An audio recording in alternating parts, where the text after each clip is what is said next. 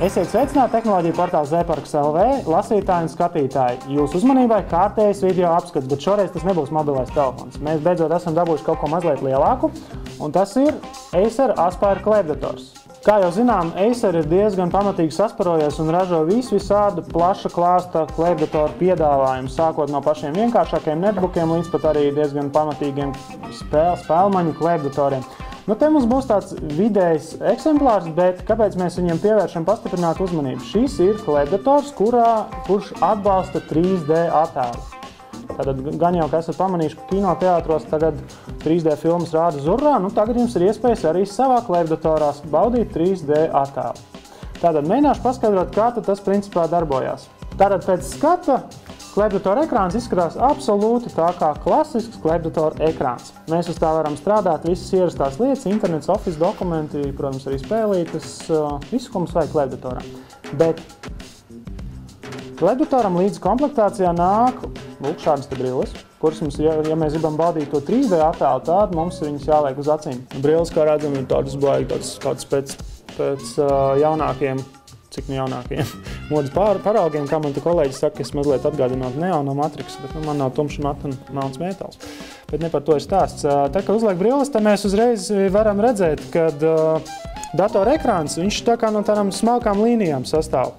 Vienu līniju mēs redzam, otru tā kā neredzam. Tad, kad mēs ieslēdzam to 3D režīmu, tad vienkārši notiek tāda kā mainīšanās. Un attiecīgi ar vienu aci mēs redzam vienu bildi, ar otru aci otru bildi, un mums veidojas trīsdimensiju attēls.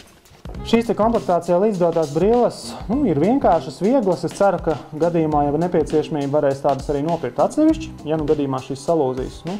Tā rupi izsakoties, viņas neizskatās par latu, bet aptuveni par latu 50. Nebūs tik glaunas kā Forum Cinemas kinoteātrī. Piedodiet, bet ar šīm brillēm es neko neredzu. Man vajag savas optiskās.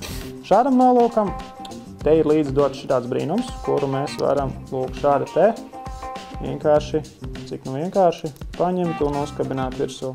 Viss atkarīgs, kādas jums ir brilles, tad arī būs vieglāk vai grūtāk viņus pielikt. Kaut kā tāds aptuveni izskatās. Ja vajag uzceļam augšā tā kā glaunās saules brilles no 60. 70. gadiem. Nu, lūk. Cita lieta, uzreiz asums parādās attēlam un tā tālāk.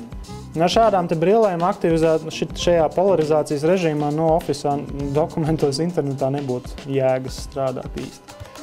Tad, kad mēs gribam sākt izmantot 3D iespējas, tad mums ir jāpalaiž tāda īpaša aplikācija, kas saucās 3D. Respektīvi, šajā te datorā iekšā ir dažādi demo video, kurus mēs varam izbaudīt 3D attēlu kvalitātē. Ir arī virkne ar spēlēm, kuras ir pielāgojums uz šī datora, lai varētu spēlēt viņas 3D režīmā. Esmu izmēģinājis strādāt, tiešām darbojās, bet pastāstīšu par niansēm pēc tam. Un ir interesanti arī tas, ka viņš spēja konvertēt arī nosacīt jebkura veida video failus un fotogrāfijas arī no 2D uz 3D. Reālajā laikā viņš to spēja attēlu pārvērst. Tas, protams, nebūs tik labi kā tad, ja jūs skatīsieties tiešām to video, kas ir filmēts 3D formātā. Tas, ko es gribu teikt konkrēti par šo te datoru, jaudas ziņā šis te dators ir viduvējs.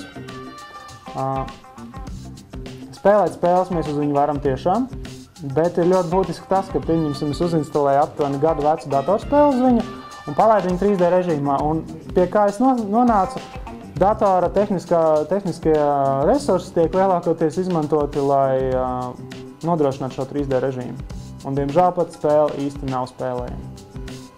Ja šim te datoram būtu jaudīgāks procesors, šajā gadījumā tie ir tāds stipri no sākuma klases divkodolu, paskatīsimies, vai pat ir divkodolu Intel Pentium procesors, kas, es teikšu, godīgi sakot, ir tomēr par švaku. Videokarte 512 MB, tas vēl būtu tā puslīdz salāgojama, un operatīva atmiņa 4 GB. Ar to jaudu ir tā, kā ir. Bet filmas un kaut kādas pavisam vienkāršas spēlītas, es domāju, ka tas dators varētu arī pavilkt. Ja mēs runājam par pašu datoru korpusu, priekšpuse, kā redzam, glancēta, ārkārtīgi spīdīga, nedod Dievs pieskarsies pirkstiem, būs visur pleķi, gan jau ar laiku arī saskrāpēsies. Man personīgi nepatīk eņģi, respektīvi, ja dators ir aizvērts, mēs viņu nevaram dabūt vaļā, kamēr mēs nenospiežam un nepabīdam šo te podziņu, kas ir tāda nekāda, nezinu. Es esmu pieredzis pie klēpdatoriem, kuriem nav tādas pogas jābīd, bet tas varbūt ir piereduma jautājums, bet viņi diezgan grūti bīdās. Korpuss ir no plasmasas, šī vietā, tāda salīdzinoši patīkama. Klaviatūra arī pietiekami klusa, tāda šķirbas neredz. Šeit tik viegli tie putekļi un maizes drupačus, ja jūs ēdat pie datora bulciņas, neaizbirs garām. Klaviatūra diezgan klusa. Man nepatika kursori, taustiņi, baigi maziņie. Protams, spēles mēs parasti spēlējam ar šīm, bet tomēr šīs podziņas ir pārāk mazas. Ir tā saucamais multi-gesture skārienu paliknis, kas mums vēl tā kā Macintoshā tur ar 2 pirkstiem kaut ko bīdīt, palielināt. Kā mēs redzam, ekrāns ir pat platāks nekā 16:9, tā bilde tāda šaurāk un platāk. Man ir laikam 16:9 klaviatūras. Tas ekrāns man ir bišķiņ šaurāks, bet augstāks. Dators pats arī diezgan smags, 3 kg pāri, ja nemaldos. Iekšā 500 GB vietais disks. Pietiek visādiem labumiem. Nu, lūk.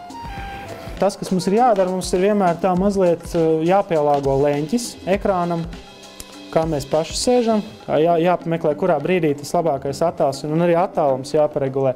Pretējā gadījumā, ja jūs tur skatīsieties kaut kā, ilgstoši skatīsieties uz to bildi, ka nav viņa īsti kvalitatīva un laba, jums pēc brīža acis vienkārši ies šitādi. Mums te ir tāda 3DF aplikācija, kā jau, nezinu, var pamēģināt operatoram parādīt. Jums notiek viss šitās bildītes dubultosies. Es tur redzu tādu telpisku filmu rulli un telpiskas fotogrāfijas un pulti. Jums tur viss droši vien rādās tādā parastā formātā. Ko mēs varam izdarīt? Mēs varam apskatīties kādu no iekļautajiem demo video vai arī atvērt savu, jebkuru video un it kā viņu konvertēt uz to 3D režīmu. Es paņemšu te patās par sarkanajiem krabiem. Jūs varēsiet paskatīties diezgan nesaprotamā formātā šo bildi. Pagaidām viss ir kā ok. Nu, lūk, te var redzēt, ka tur, kur ir runa par telpiskumu, tur jau tā bilde dubultojās. Nu, manā gadījumā, lūk, šis video man šķita tiešām visiespaidīgākais. Jums būs sarežģīti redzēt to, tāpēc, ka to nav iespējams nofilmēt. To vienkārši ir jāredz un jāizbauda. Tad, kad mēs esam palaiduši kaut kādu savu video vai spēlīt, mums apakšā parādās izvēle, kurā mēs varam regulēt, cik to attēlu tādu nobīdīšanās pakāpi, lai mēs panāktu savām acīm pielāgotāko 3D efektu. Tāpēc cilvēkiem acu attālumi ir dažādi, cik kuram ir tās acis uz sāniem vai uz vidu izvirzīt. Un attiecīgi to bildi ir mazliet jākoriģē, un tad katrs var pielāgot priekš sevis. Fināla secinājums mans varētu būt sekojošs. Šī ir tiešām nākotnes lieta. 3D ienāk jau televizoros, un pavisam drīz mēs arī varēsim veikalos nopirkt televizors ar 3D atbalstu. Ir jau Blu-ray atskaņotāji, ir jau filmas un tā tālāk.